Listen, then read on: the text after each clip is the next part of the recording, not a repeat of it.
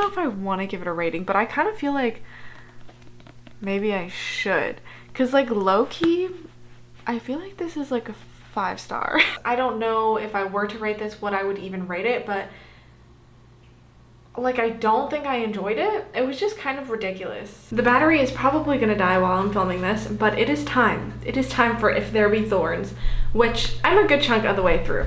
I am 226 pages through this. This one is a bit shorter. I feel like significantly shorter than Petals on the Wind, but I think it's kind of close in length to the first one, Flowers in the Attic. But this is definitely holding my attention way more. I am much more invested in this story than I was in Petals on the Wind. So I don't know if I mentioned at the end of the second book, Corinne, their mother, is sent to like a psychiatric facility or something like that. So that's where she is at the start of this book. But we are following Kathy and Christopher and their 2 children, Jory and Bart. And they have a home. They're kind of like not super isolated, but they don't have any super close neighbors. They like having their privacy. Christopher is working as a doctor. Kathy owns a ballet school and is still working as a ballet teacher. And things are going pretty well until a new lady moves in next door to them. So like they have big properties, but that's still like their closest neighbor. And the boys love to go out and play on the land, and they used to go over to this house because it was abandoned. It was this big house, and they used to mess around and play in it, as little children do, little rascals. So an older woman moves in there, and she has a butler with her who is kind of mean. The children are told not to play over there because the old woman, she's like this rich, wealthy old woman. She doesn't want to be bothered. She doesn't want children coming onto her property. But they, you know, obviously if you tell like a child not to do something, they're probably gonna do it. So they continue to play on the property and go over and like kind of spy on the house and spy on the woman. And they see her watching them, and then she ends up inviting Bart into the home and trying to invite Jory in as well, but Jory is much more apprehensive. But Bart is like 100% willing. Like he goes and talks to this woman, and she's very wealthy, and she ends up giving him all these gifts, all these toys. She gets him a puppy, kind of converts one of her spare bedrooms into a playroom for Bart, and basically tells him he can come over whenever. She feeds him all kinds of junk food and candy, and all the while this is being hidden from Christopher and Kathy. Jory knows that there's something not right, but he kind of feels like he owes it to his brother to keep that secret. So not only is Bart developing a relationship with this older woman, so we come to learn, although I feel like it's kind of obvious, that this older woman is Corinne, Christopher and Kathy's mother, and she kind of tries to play it off like she is trying to do right and like change her past mistakes. But I feel like it's very clear that she is just trying to get to Bart because that is her husband's child. So it's very clear that she is trying to squeeze her way into his life and see the child of her dead husband.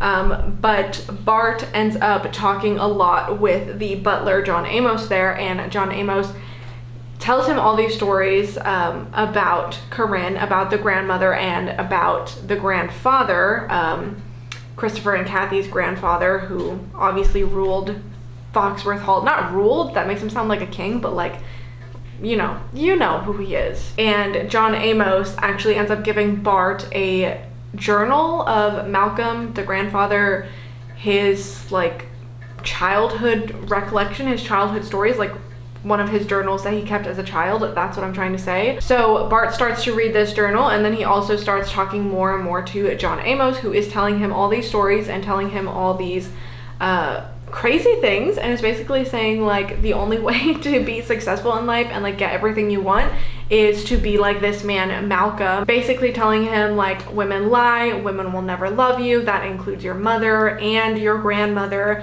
So Bart knows that Corinne is his grandmother, but they don't know like exactly how that is, it's kind of complicated. So Bart is slowly becoming more corrupt from interacting with these people, and he starts to act out in very violent ways. It starts off small with him being defiant. He doesn't want to like eat in front of the family. He starts to say that he hates everything, and they're like, what do you mean, like you literally liked this thing yesterday? And he's like, no, I hate that. He's 9 years old, and he's just very rebellious and being very defiant, but then it starts to get violent. So after a specific incident occurs, Bart ends up hurting his leg, and so much so that it's infected, and when he's taken to the hospital, they want to amputate it until they eventually find a solution that they no longer have to amputate it. But it's kind of like that point where Christopher and Kathy are like, okay, like, Jory, you need to tell us what's going on. Like, if there's something, like, clearly you're keeping a secret for your brother, you need to tell us what it is. And so he tells them that Bart is going over to see this woman, and that woman is giving him all kinds of gifts. Jory doesn't tell them that the woman calls herself grandmother. So after Bart gets out of the hospital, these behaviors continue to get out of hand until Christopher and Kathy finally decide that they need to take Bart to see a psychiatrist. So this story, we are reading from Bart's perspective and we are reading from Jory's perspective, and it kind of goes back and forth. So it is kind of interesting because we get to see like everything that Bart is doing and everything that Bart is being accused of doing, and then we go to his perspective and see what he's doing and why he is doing those things. And sorry, the camera died and I don't remember what I was saying, but basically Bart is acting out a lot, and Corinne, their mother, now lives next door to them. So Christopher goes over and eventually confronts her and realizes who she is, and is like understandably very upset and very angry, and is like, I want you to get out of my life. I want you to leave, like move away or I will. And she's basically like begging him, like, please, I need Bart. Like, that is my husband's child. I need him. And Christopher's like who do you think you are that we're just like gonna give away our child? Like, what do you mean? And that's currently what's happening in the middle of the chapter that I just ended at. But Jory and Bart are learning more about their family. They know, so what they think, they know that Jory's father is Julian, and that was Kathy's first husband. And then she went on and married Paul, and they have said that Paul is Bart's father. And then they tell them that Chris is Paul's brother, and after Paul died, then she married Chris, and then they moved away. So now they are coming to uncover that, okay, this lady that lives next door is Christopher's mother, is their grandmother, who they've only known to be in a hospital that they go and visit sometimes. So they're trying to figure that out, and then overhearing their parents talk, Christopher and Kathy talk, and overhearing Christopher talking to Corinne, they are starting to figure out that there are some things that their parents weren't honest with them about, and that they did know each other for longer than they said they have, and that they definitely have a secret. There is something that they went through in the past that Bart and Jory are not aware of what that thing is, although us as readers are. So I think we're definitely getting to that point where pretty soon Chris and Kathy, I think, are going to sit down with the children and explain to them what happened to them in the past. And I'm really curious to see like what exactly they will say, if they will tell the full truth and tell these children that they are siblings, and then also like what the reaction to that will be. I'm very, very excited. Like, I'm on the edge of my seat, like waiting for that scene, because I don't know, drama, I love it. And seeing Christopher interact with Corinne and all the drama there is so fun. So that's pretty much what's happening in the story right now. I will say Christopher and Kathy are not very good parents, but in a way it's understandable because of how they were raised and what their childhood was like. They were not modeled like a good family home. I mean, up to a certain point they were, but once they left to Foxworth Hall, like, their childhood was stripped from them. They never got to see what it was truly like to fully grow up in a loving home with loving parents. So they have their own trauma, and in a way they are repeating that and passing this trauma on to their own children without knowing it. They also, so Jory is like extremely pessimistic, not Jory, Bart is extremely pessimistic, and he's always talking about how he hates everything and he wishes he would die, and he just doesn't believe that anybody truly loves him. He has a really, really hard time accepting that love, and even when Christopher or Kathy says that they love him, or whoever it is, he just doesn't truly believe that. He thinks, nobody loves me, I should just die, like I want to kill myself. Okay, hello, the battery died again because I didn't have a fully charged one, but we're back. Anyways, to me, Kathy and Christopher just don't seem like good parents, and like I said, I can definitely understand it because of everything that they went through, but at the same point, it's like come on, like some of the things they're doing, like even all of the issues that they're having with Bart, they still go ahead and adopt a third child because Kathy is like so stuck on having a girl.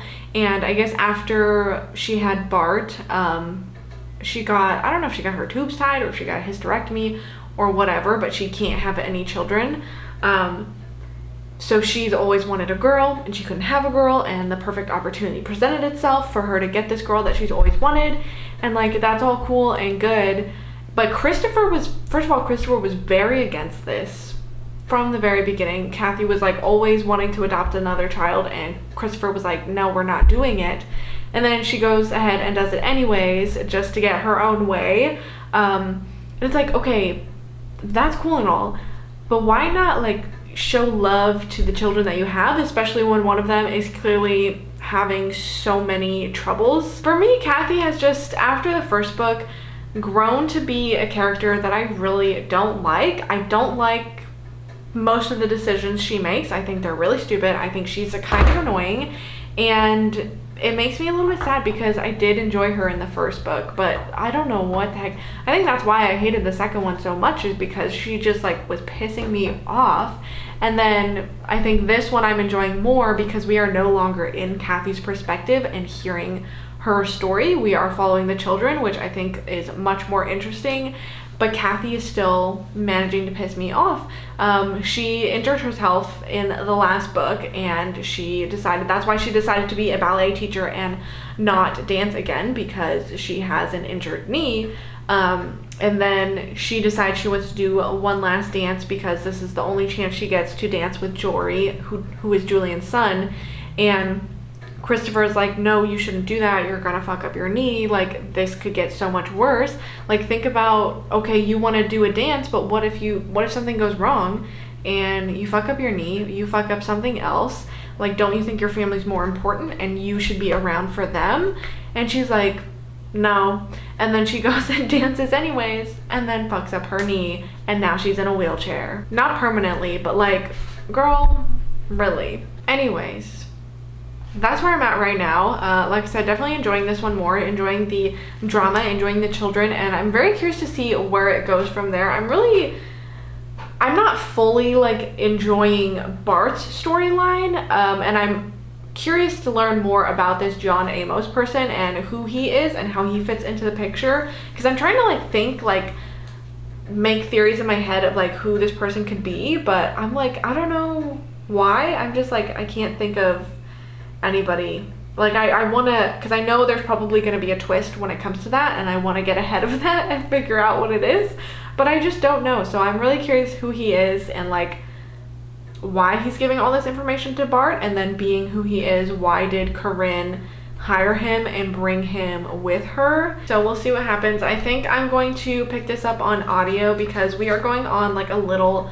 weekend trip, so I have to do some cleaning and I had to pack for that, so I figured why not listen to the audio while I do that. First I need to shower though because I am post-workout right now. So I don't remember the last thing that I told you guys about this book, but I did finish it on audio like I planned. I think I told you guys that I was going like on a weekend trip, so I wanted to finish the audio while I was like packing and getting ready for that. So I did finish the audiobook before I went on that trip, and then I went on the little trip, which was great. First of all, we got to swim with manatees, and then we went swimming in this like crystal clear blue little spring which was great. So like I said, I don't remember exactly what I told you guys last, so if I'm missing any details, please forgive me.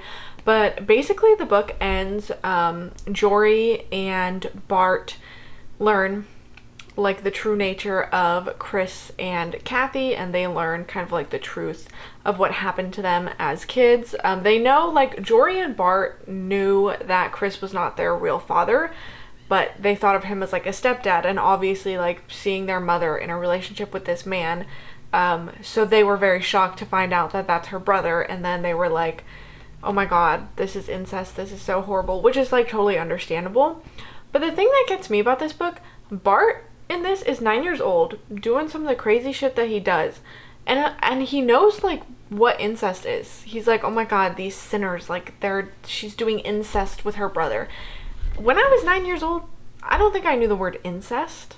Like, I knew that a sibling relationship like that was wrong, but I don't think I knew what it was called. But also Bart in here is like rolling his own cigarettes and smoking them throughout the book. Like, how are you 9 years old and not only are you smoking cigarettes, but you're rolling your own cigarettes to smoke? Anyway, so Kathy and Christopher find out that the old woman next door is their mother, and they both have different confrontations with her, and they're like, fuck you, like, leave us. I think I did tell you that they were like, you have to go far away. Oh yeah, because she wanted Bart.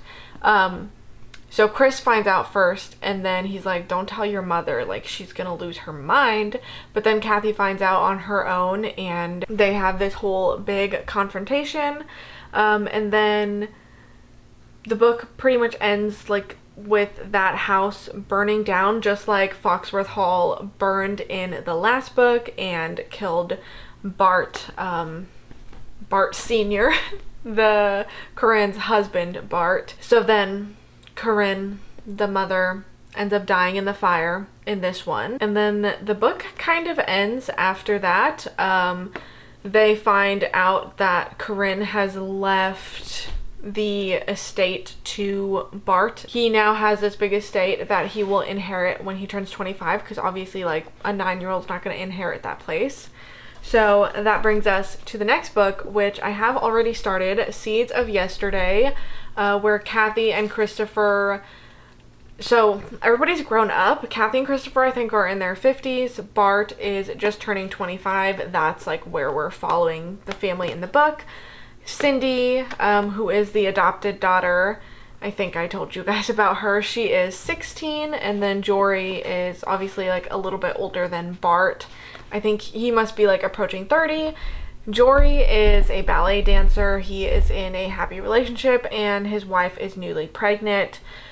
Bart is going to school. What is he going to school for? Why do I not remember?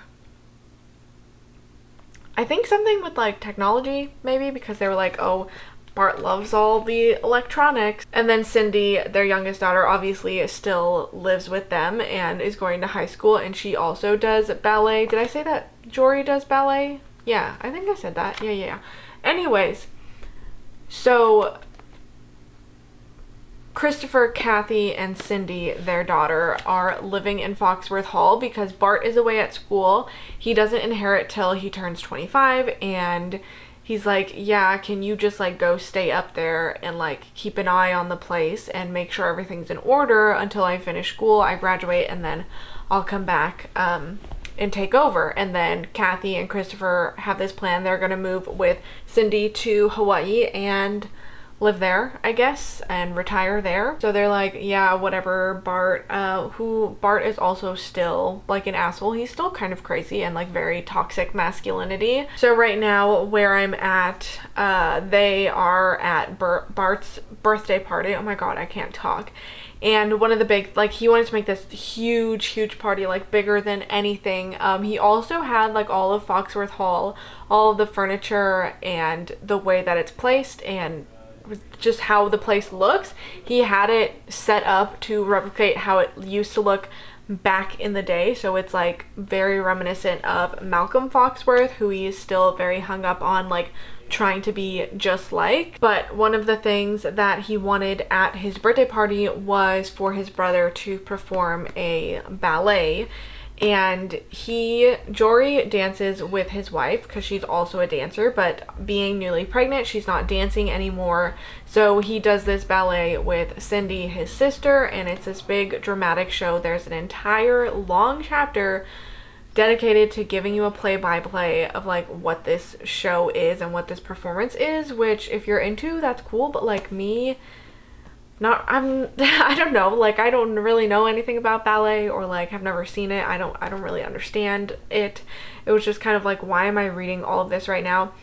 And the point of that chapter was because it ends very dramatically and ends with an injury to Jory where he is bleeding a lot and has to be rushed to the hospital. So of course Kathy is freaking out. So that was what ended the last chapter that I just read. Like I said, Bart is still very much an asshole. He really only loves Kathy, but he loves her in a very strange way, like not a mother-son relationship. Like it just seems very strange. It's kind of reminiscent of how Christopher felt towards Corinne, his mother. It just reminds me of that, but Bart does not like Chris. He doesn't like his siblings, and they are not really a big fan of him. Bart is always trying to hit on Jory's wife and like making passes at her and making like flirtatious jokes, and she is clearly like very uncomfortable with it, but like nobody does anything. Like he does this in front of like Kathy and Chris, and like nobody's like, stop fucking doing that. They're just like, well, that's weird. She's uncomfortable again. What can you do? I'm not really sure where this one is gonna go because it literally doesn't give a description on the back. It's just like, oh, the first book was this, and the second book was this, and then the third book was this. Now, V.C. Andrews has created the last dark chapter in the strange, chilling tale of passion and peril. Okay, but like, what's the plot? While we're on that topic, let me tell you guys, this is a 5-book series. I am going to be reading all 5 books in here, but this is the last book that V.C. Andrews herself wrote, which is something that I recently learned because I never really knew much about V.C. Andrews as like a person or an author or like anything about her story. The only thing I knew was that she wrote Flowers in the Attic and she had a lot of books published under her name. But I did not learn that most of those books were published after she actually died. So she wrote the first 4 Flowers in the Attic books. So this is the last one in the series that is actually written by her. And then I think she wrote like 2 or 3 other books starting other series. And then everything since then has been published under her name, but written by a ghostwriter, which is kind of insane because there's a lot of freaking books if you really look. And I'm like, how are they allowed to do that? Some of them, okay, like continuing series, like the 5th book in here, they say was written based off of like notes that she left outlining the last book or the next book in the series or whatever, which I can kind of understand to an extent. Okay, you want to like finish out those series, but then to go on and like write like 50 other books using this woman's name is kind of crazy. So I just wanted to put that out there because it was something I didn't know when I started this video, and then I learned during the process, and I'm sure there are people out there that are like, girl, we knew this. I've been waiting for you to figure it out. So I figured it out, and I wanted to address that. I don't know if I'm gonna read any more of this tonight, but I will update you guys when I am a bit further through this one. There's kids screaming outside. The AC is on because it's currently like 95 degrees, even though it's the first week of April.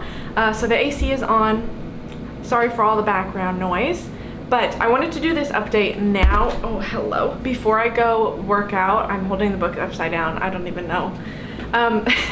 Because I'm gonna finish the last little bit on audio while I'm working out. Oh my God, can I talk?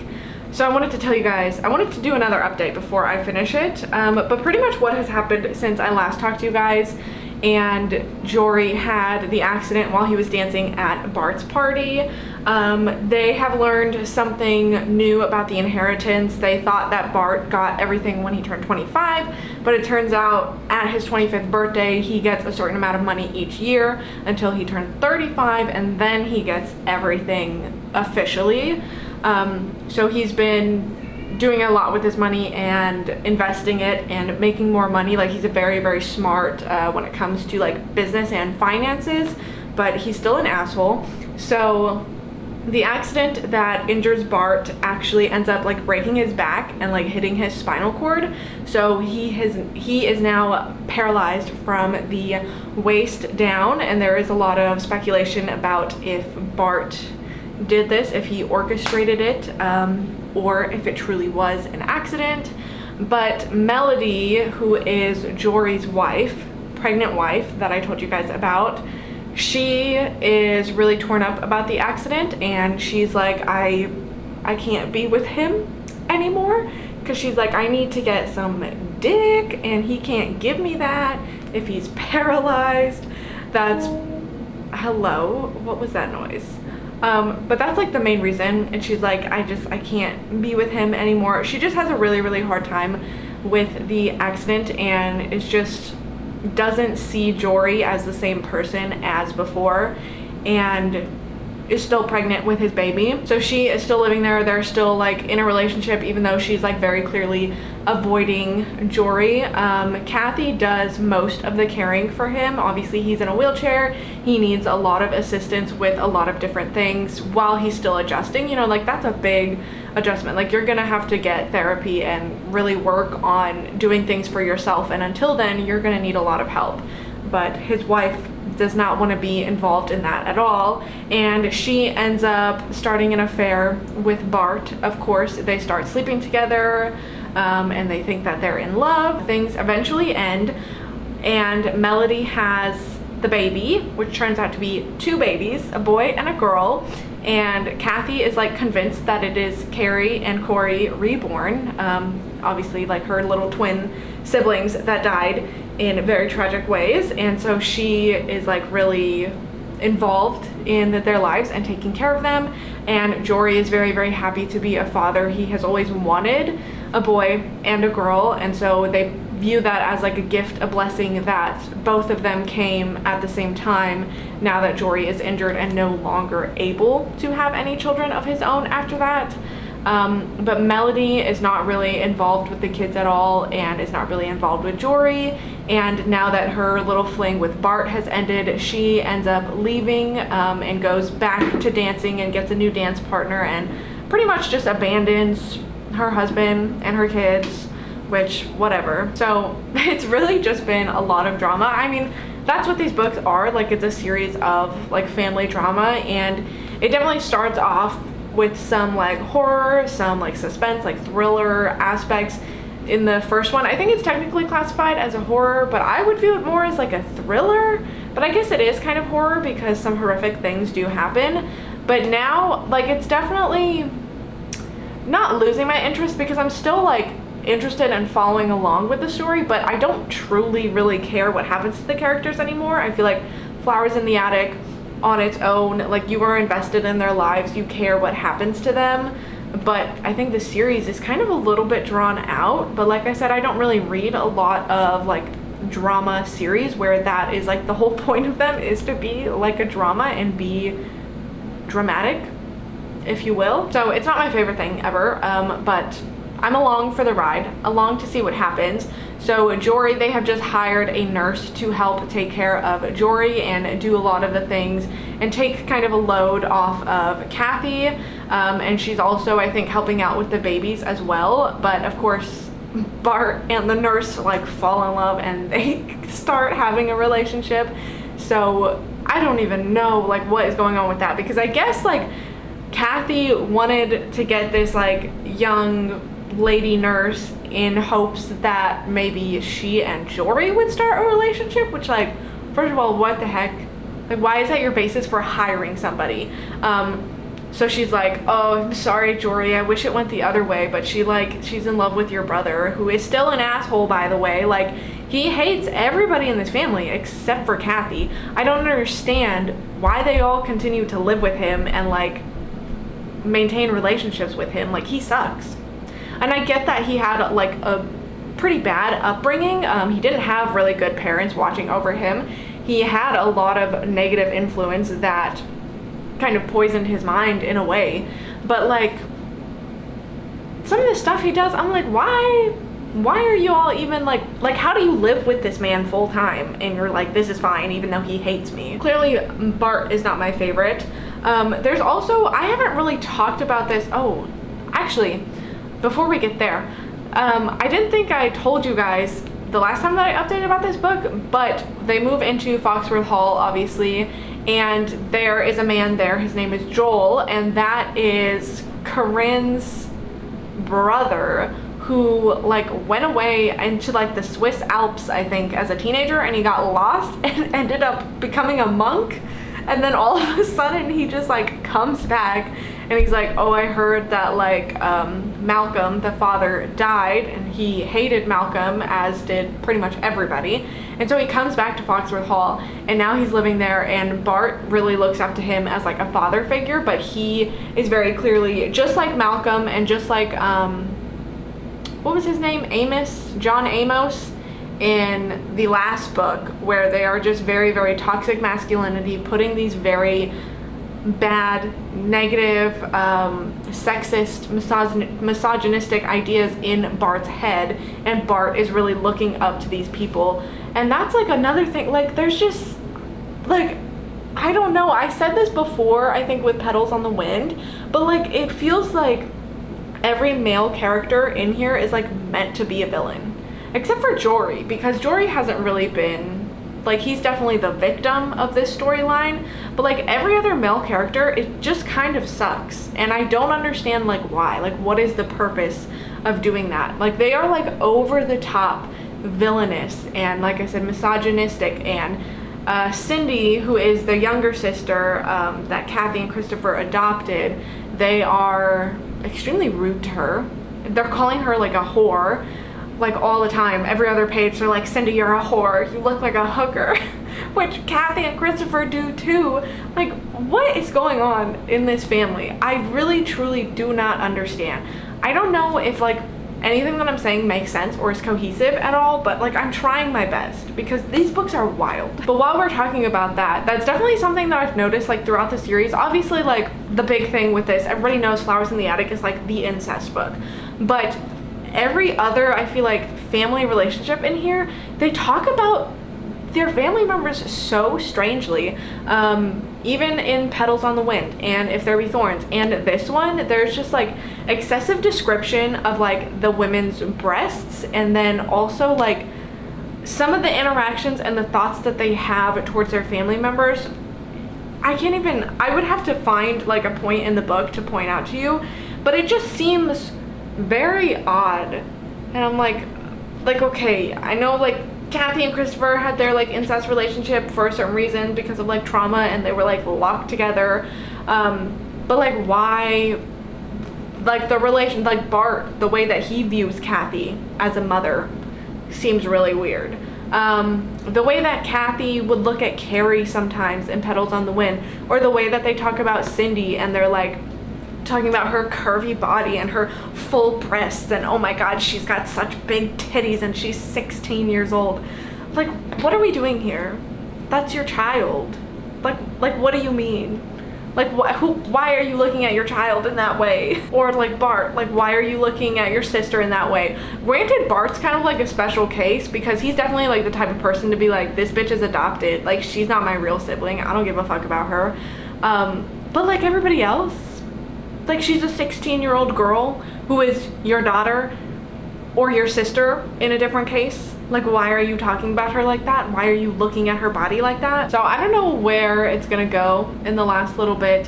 I'm very curious about the addition of the twins, Jory's twins, which, like I said, Kathy really truly believes that they are Carrie and Corey reborn, and she like calls them Carrie and Corey, even though their names are entirely different from that. And when anybody calls her out on that, she's just like, whatever, it's fine. Like, you're the asshole for saying that something's wrong with that. Like, girl, what do you mean? That's just like been the epitome of my reactions towards this series, is just Kathy, what do you mean? Like, what are you doing, Kathy? And everybody else, but let's be honest, most of it stems from Kathy and her poor decisions after getting out of the attic. Because like, why did she go and like get with every single guy that she saw and then like have, I was gonna say a million babies, she had 2 babies, but like,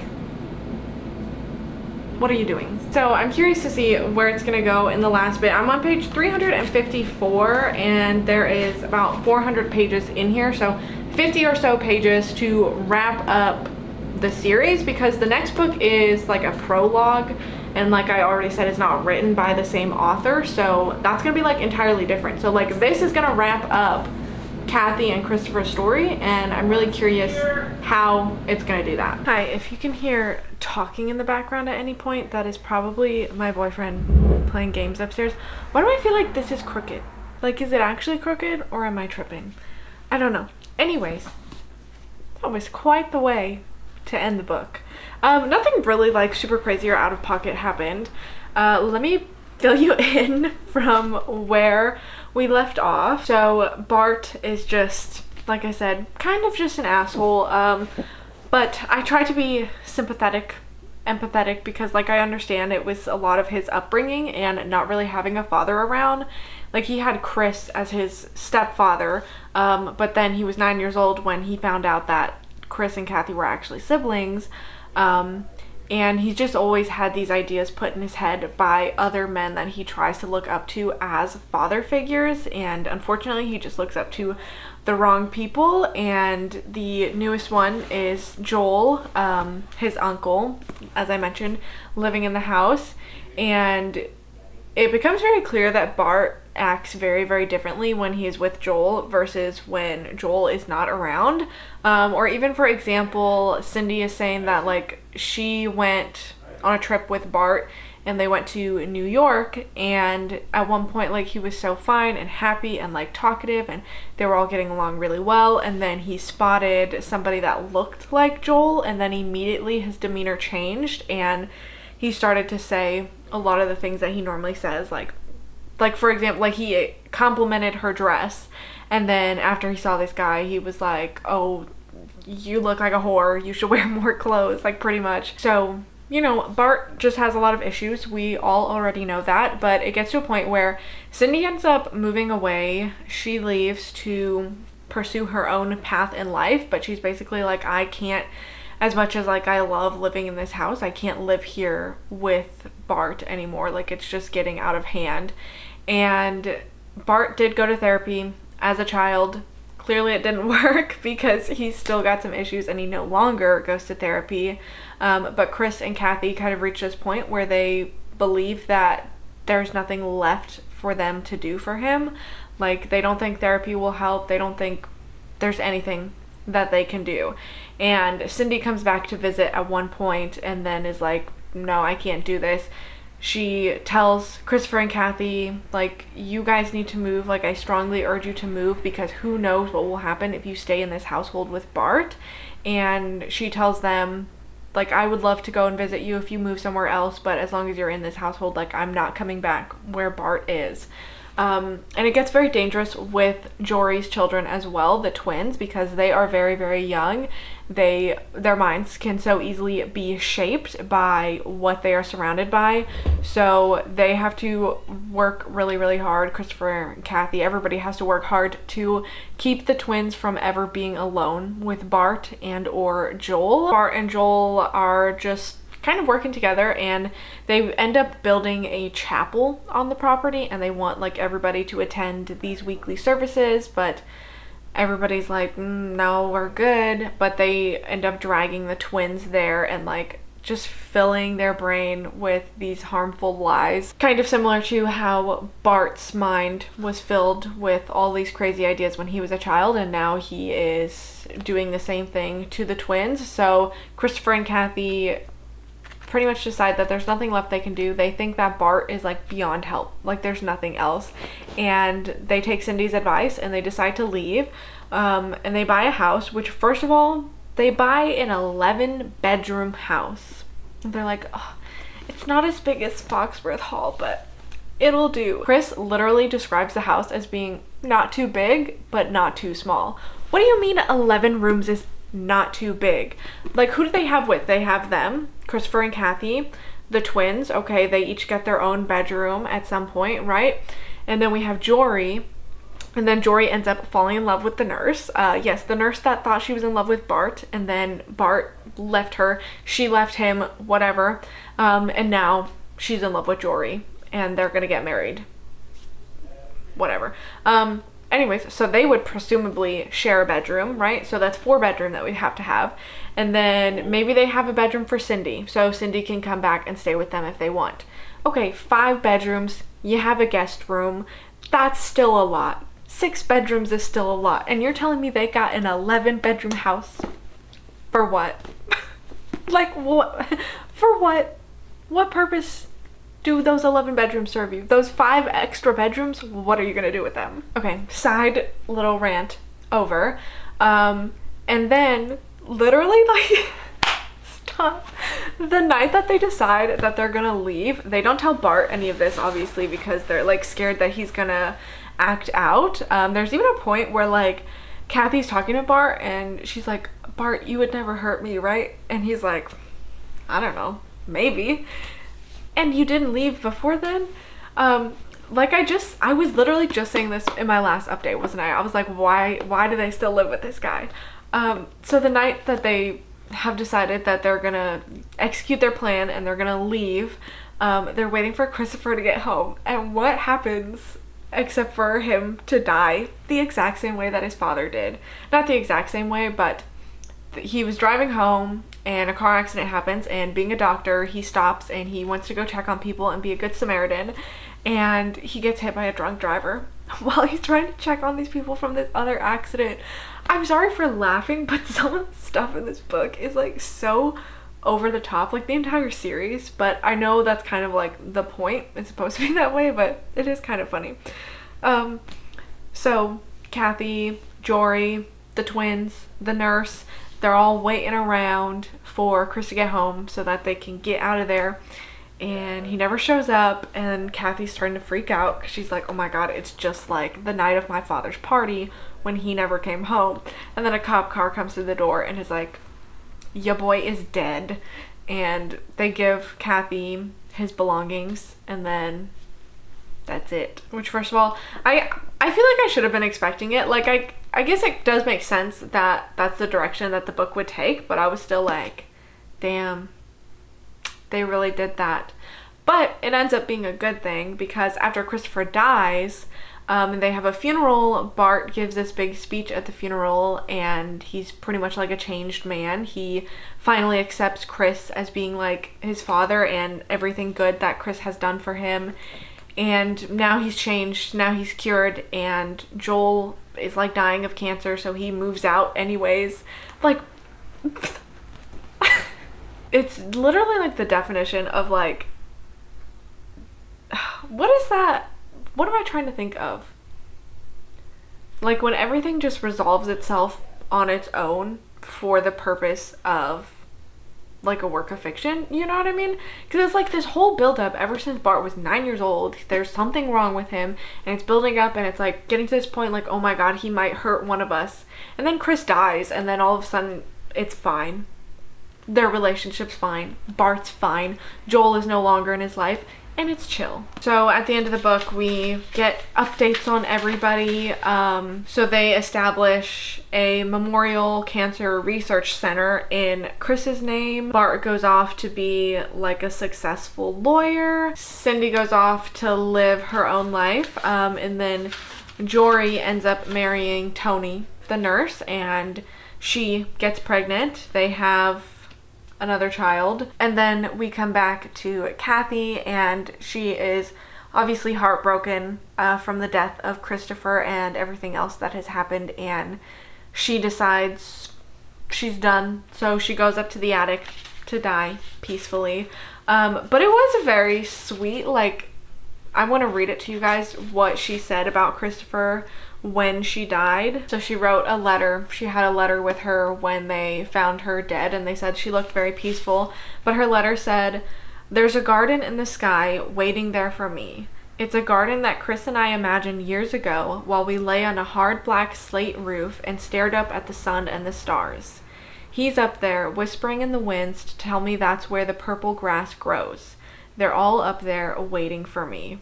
And the purple grass is a reference to a story that Christopher and Kathy read. I think they read it while they were in the attic, or like they talked about it, and that was a big thing for them, was looking for the purple grass, significant to that story. So I just thought that was really sweet. Like, yeah, they're siblings, but that was kind of sweet. And that's pretty much where the book ends. Everything gets wrapped up nicely. Everybody gets a happy ending. I mean, Christopher and Kathy like die, so I guess that's not really happy, but like they were old anyways, so like it's fine. But in the end, Kathy's death was peaceful and she was happy with everything and everybody was seemingly happy. And I think that's a good spot to end the series, obviously. I feel like if before filming this, sitting down to actually filming it and getting the books for it, if I had done a little bit more research and realized that the 5th one wasn't actually written by V.C. Andrews herself, I don't know if I would have decided to read it for this video. But I think that will still be interesting regardless, because it's like a prologue, so I think that is, we're gonna see what Corinne experienced growing up in Foxworth Hall, I believe. So I'm in it now. I'm still gonna read it because that was the plan when I started filming this video, and obviously I thrifted it and I own it, so I would like to read it.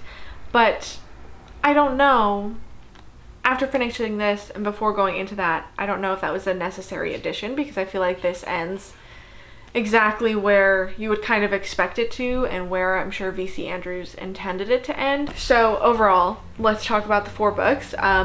Like I said, I'm not rating any of them, but definitely by far the best one is the first one, Flowers in the Attic. It just has, I don't know, it just kicks off the series.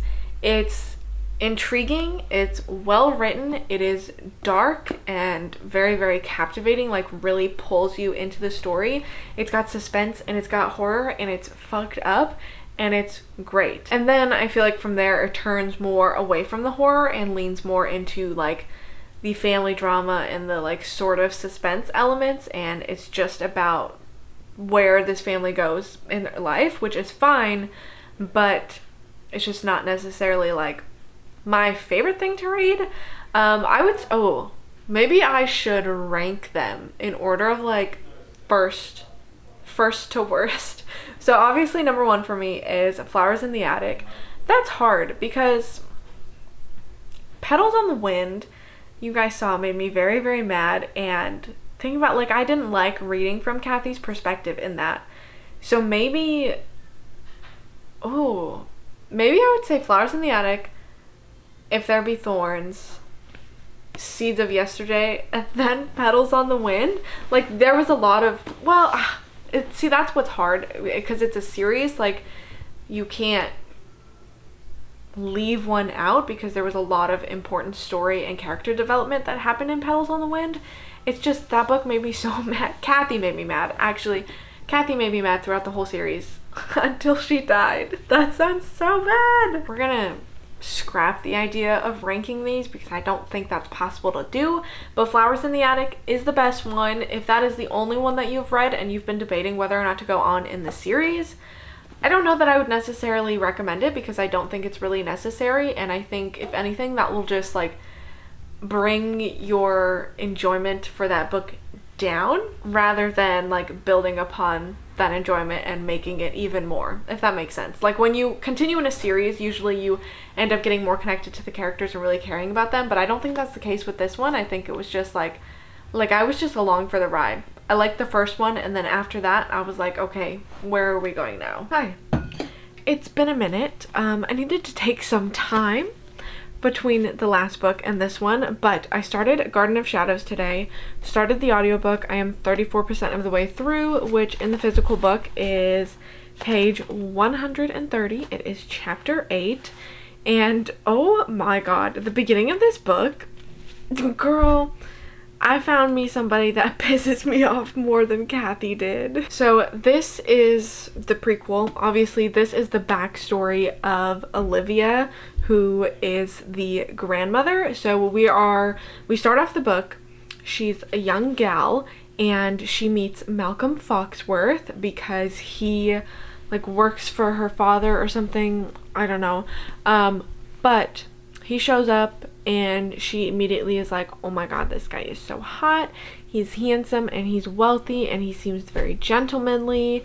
And then they go on literally like 2 dates, if you even want to call them dates. They go for a walk with each other like twice, and then I think they go like horseback riding, and then Malcolm's like, what's up, girl, I want you to marry me. And she is like swooning, she's obsessed, she's like, absolutely, what could a fantastic man like Malcolm see in a girl like me? Which also, she is like 6 feet tall or something, and we get to hear about it like every time she talks. She's like, oh, I'm so tall, and my life is so hard because I'm so tall. So she gets married to Malcolm, which, first of all, she like agrees, she says yes, and then Malcolm's like, okay, I need to go talk to your dad and like get his blessing or whatever.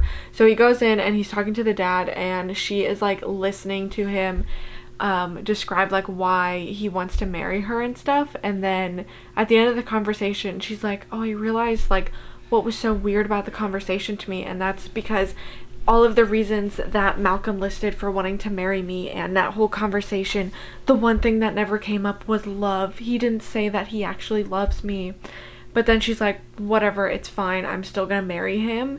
And then when she marries him and then moves into Foxworth Hall with him, he gives her like separate bedroom and is basically treating her like another servant. Like, she just is there to do another job for him, and she still is like, whatever, it's fine. Like, girl, have some respect for yourself, have some dignity, stand up for yourself. This is unacceptable.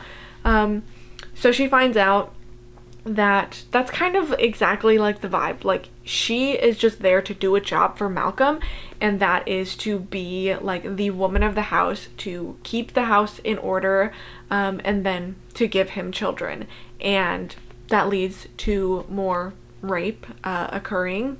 How many times has that happened in the series?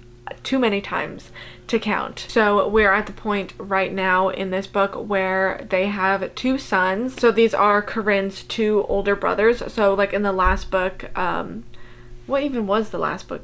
What was that called? Seeds of Yesterday.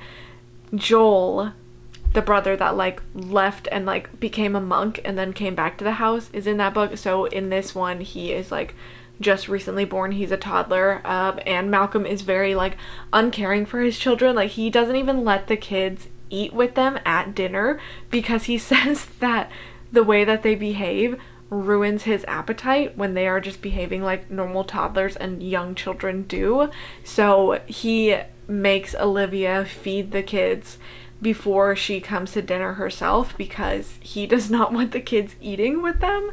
It's just insane. Like, this guy definitely has some issues. But now Malcolm's father is like, he calls him up and he's like, I'm returning to Foxworth Hall.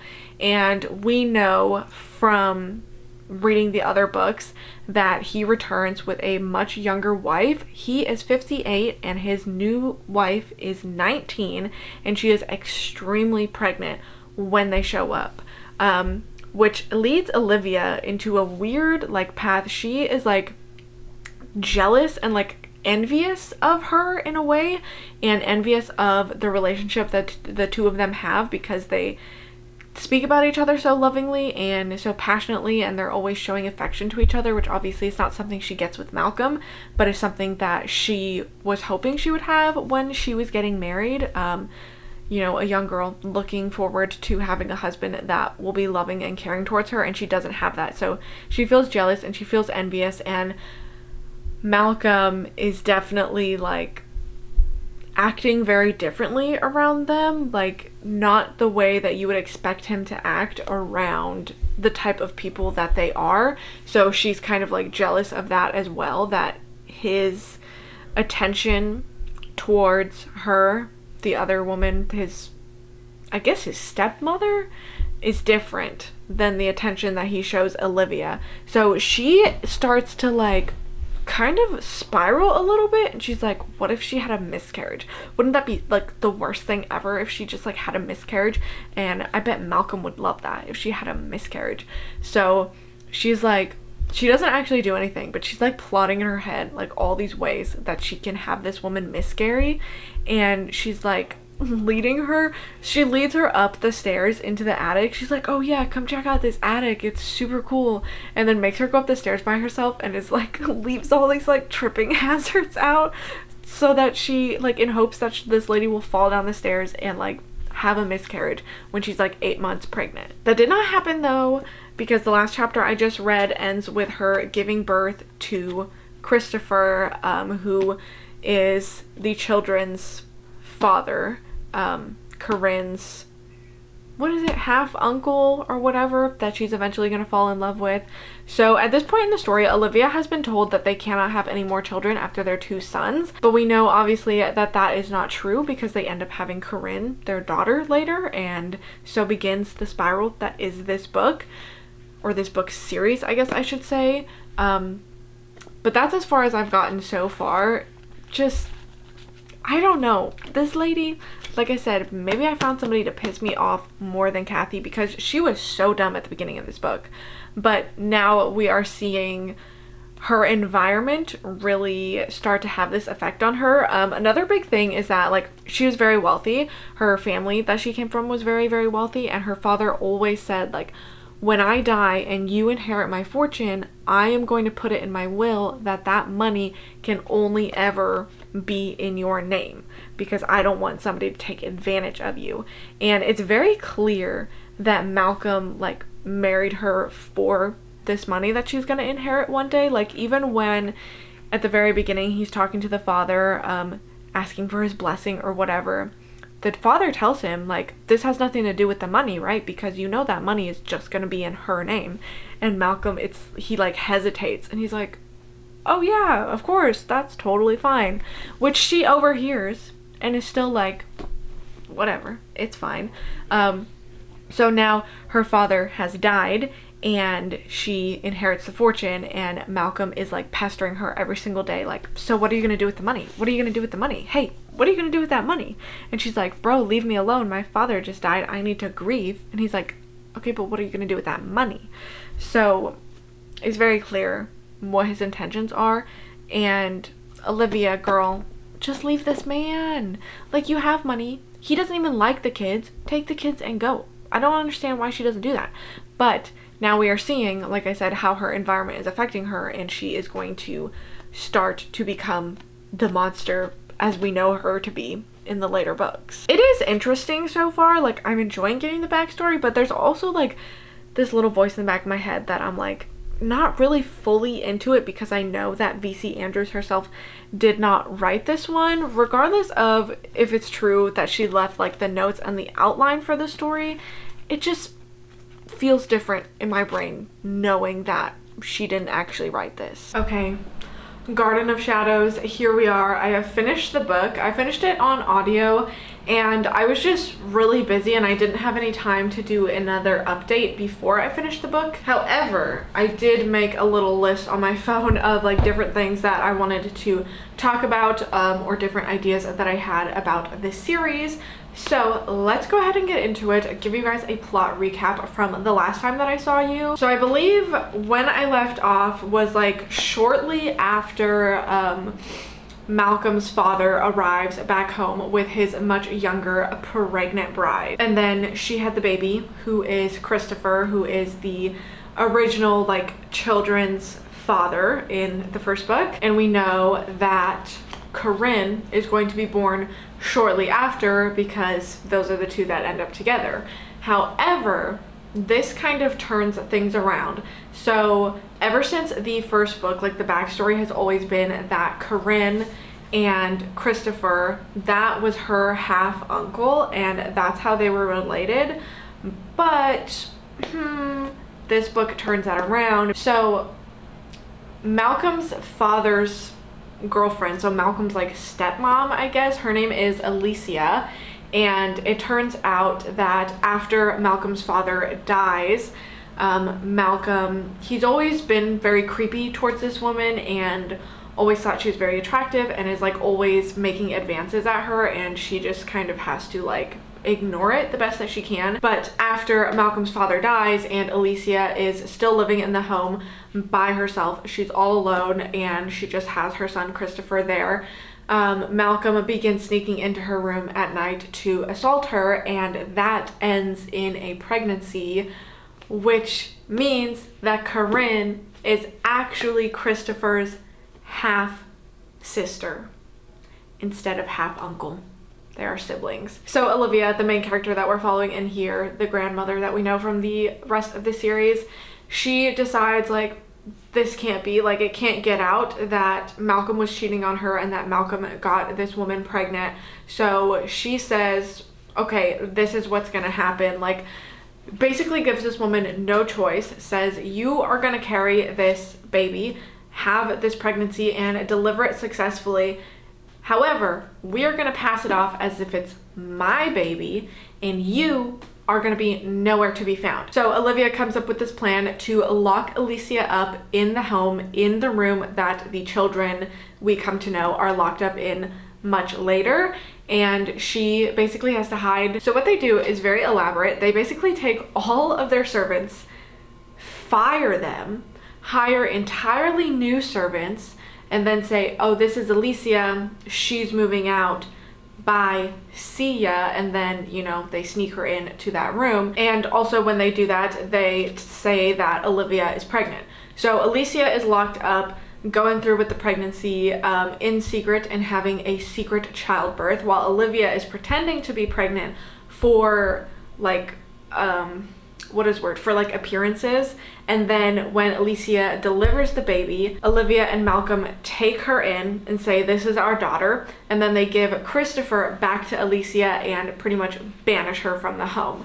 So now they have Corinne, who everybody believes is Malcolm and Olivia's daughter, but is actually Malcolm and Alicia's child, and therefore Christopher's half sister. Does all of that make sense? I know it's kind of like, it's hard for me to explain this. And so that is basically how they continue on the rest of their lives until I think Corinne is about like 14 or 15, and they get a letter from Alicia that says like she remarried after she left, she lost all of her money, now she is terminally ill and dying, and she cannot afford to send Christopher to a medical school, which he's always wanted to go to. And so she writes to the Foxworths and is pleading them, please take in my son and give him money to go to medical school and just take him under your wing. And so they agree to do that. So that's when Christopher comes to the home, and Christopher and Corinne fall in love, not knowing that they are actually half siblings. So the book pretty much ends shortly after that, after Corinne and Christopher like profess their love and they get kicked out of the home, written out of the will, and then Olivia is like keeping tabs on them. She hires a private investigator to learn and like follow them and see what they're doing, and learns about the 4 children that they have. And then the book ends shortly after that, because obviously then the other one, Flowers in the Attic, picks up right about that point. One thing that I think is important to note is that John Amos, if you guys remember him, I think it was in If There Be Thorns that he was introduced. This is like kind of the origin of him as well. He is the butler for the Foxworths, but originally he is Olivia's cousin. So when Olivia marries into the Foxworth family, John Amos is there and like helps her with a lot of things before he officially becomes their butler. And he is the one who is very, very religious and convinces Olivia to lock up the 4 children later on so that there can be no more devil spawn. And it's very like clear that their intention from the beginning was those kids were never going to get out of that room and never going to get out of the attic, because they didn't want that family to produce any more children. I would say this one was really interesting. I think it was interesting to see the backstory and read from the grandmother's perspective, from Olivia's perspective, and see her at the very, very beginning of this book as a young woman who has all these ideas about what she wants in life, and then she gets into a bad relationship with the wrong guy, and then from there is just kind of like facing all of these outward influences that really do change and shape her mind into what it becomes later on as we know her in Flowers in the Attic and those continuing stories. It really is like religious brainwashing is a very big part of this series, especially with this and especially with If There Be Thorns. After reading this, something that I think would be really, really interesting is to be able to read from Corinne's perspective throughout the events of the first book. So obviously we witness from the children's perspective like their mother slowly changing and becoming like from this caring and loving person becoming so cold and like not caring at all. And I think it would be really, really interesting to read from Corinne's perspective and see like the psychological side of it, how she went from one extreme to the other and like what happened during the span of the first book to her while she was living in that home, and like what did she experience while she was there, and what was the slow decline of her like mentality and love for her children, and what brought her to the point of ultimately deciding that she wants to take their lives. So I can now add Garden of Shadows to my little collection. I do think as a whole, like the series is very psychological, very intriguing, and just fascinating to go deep into the minds of these characters and learn about all the drama and the fucked up shit that they do and have done onto them. After having read the prequel, you guys know I was a little bit apprehensive about it at first. I would say if you've read all the other 4 books and you are thinking about reading this one, I do think it's worthwhile. I think it was a really, really interesting story and a interesting perspective to follow after everything that we already know. So I do think it is a good addition. I just wish it could have been written by V.C. Andrews herself. I don't really know what else to say except I'm glad that I have officially read the full series now. I did enjoy the series even with all of the ranting that I did, and this has just been a really fun video to film and I'm really excited for you guys to watch it. I think that's just about everything that I have to say about the books right now. So thank you so much for tuning into this video. I'm sure it is extremely long. I'm sure this is like movie length vlog right now. So thank you so much for watching. If you've made it this far, is there like a yellow flower emoji? Hi Brooklyn, if you're watching, I'm stealing your thing. If there's a yellow flower, comment it down below if you made it all the way to the end because I will be impressed. With all of that being said, thanks for watching and hopefully I will see you guys next time.